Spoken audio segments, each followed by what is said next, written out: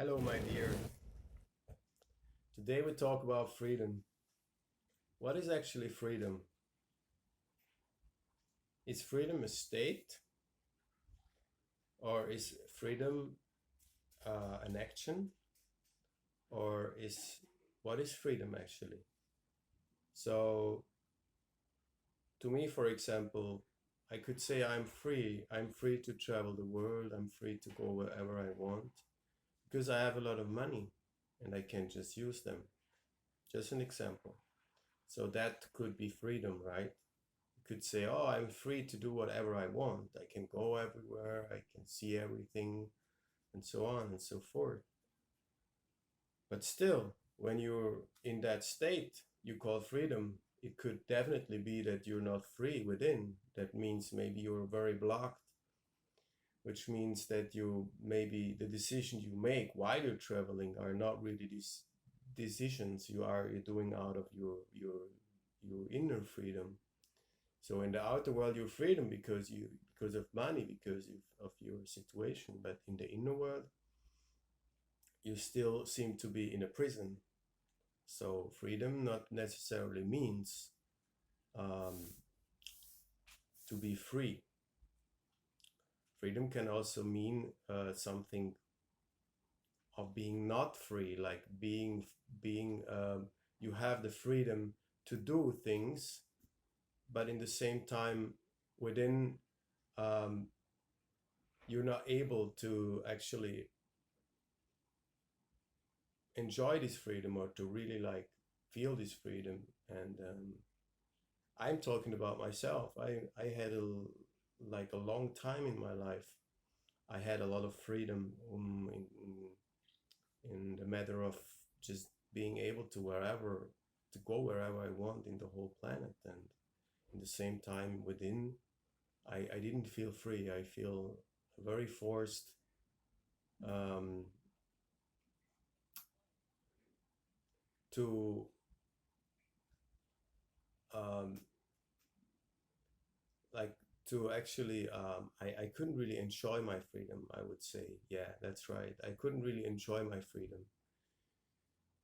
Nowadays I'm way better in enjoying my freedom, way better in enjoying the moment. And what I actually realized is that it doesn't really matter where you're at or what you're doing or in which place you are, in terms of the physical outer world. You can be free without being free. Somebody could even live in a prison and feeling completely free within. So freedom, to make it clear, does actually not having anything to do with the outer world. It is a state within. It is a state within your very core, is a state within your heart. It's connected to the infinity, um, to the infinity within, to your infinite being, to your infinite self. And there is where freedom is at. So if you want to be free, you have to free yourself within, not outside. You have to really free yourself within. And that actually means um, to to go within and to see what's there.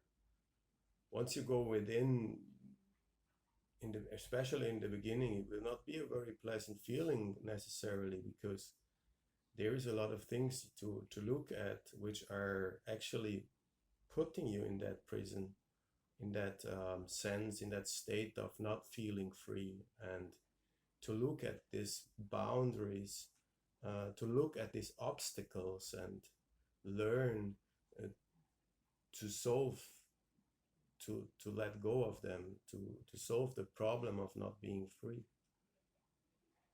And in my experience, the best way you can do that is by meditating. Meditation helps you to go deeper, and to go deeper within the breath. When you breathe in, out, is the connection to your subconscious, and all the things you ever repressed in your life are actually part of the subconscious. And the subconscious is actually carrying um, the whole bunch of pictures and ideas and traumas. The traumas are within, and the traumas are in your inner self, and there is it where you have to look at. It doesn't really work well by just, for example, going to a therapist, although it's connecting you to the inner world, and you bring it to the outer world by talking. But with meditation, you actually go into a very calm, silent state. You go into your very being, like you learn to literally be, and just stay with what's there without running away from it. Look at it instead of running away from it makes you free.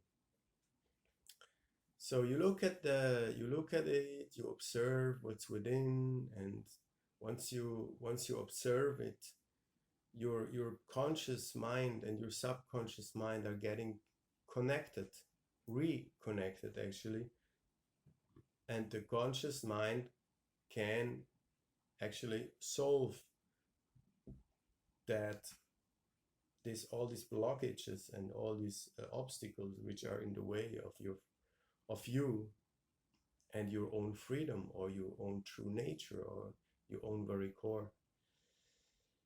And the best way, as mentioned, is meditation. And it's very important to understand that you will never actually be free as long as you didn't even look at and go through your stuff. You have to go through your stuff to become free. To add something to it, which I consider is very important, is to understand that all these obstacles, all these blockages are a part of the dualistic world. They're not a part of oneness. Oneness just is. It doesn't know about obstacles. It doesn't know about blockages. But these blockages are within. They're actually illusions. But when you have illusions who are always bothering you, and they're not going away by themselves, you have to kind of go into that realm of duality, go deeper into that obstacles, into that blockages, and observe them until you observed them so long that your conscious and your subconscious finally understand that they're not really there. Sounds weird, right? But that's about it. So freedom actually for a human being is reachable by observing within a meditative state. And if you don't do that, you will always be a kind of a prisoner of your own behavior, of the way you behave, because you are imprisoned inside of yourself with all these illusions and blockages and stuff. I wouldn't recommend to stay there. I would recommend to really sit with all these things and really do your work. Vipassana from the Buddhists is actually a very good place to learn. They have 10 days silent retreats, and it's called dhamma.org, DHAMMA.org, where you can find 10 days silent retreats all over the world. And I really, really recommend you to do one of these. So I wish you all the best, be blessed, and love to you. Thank you for listening.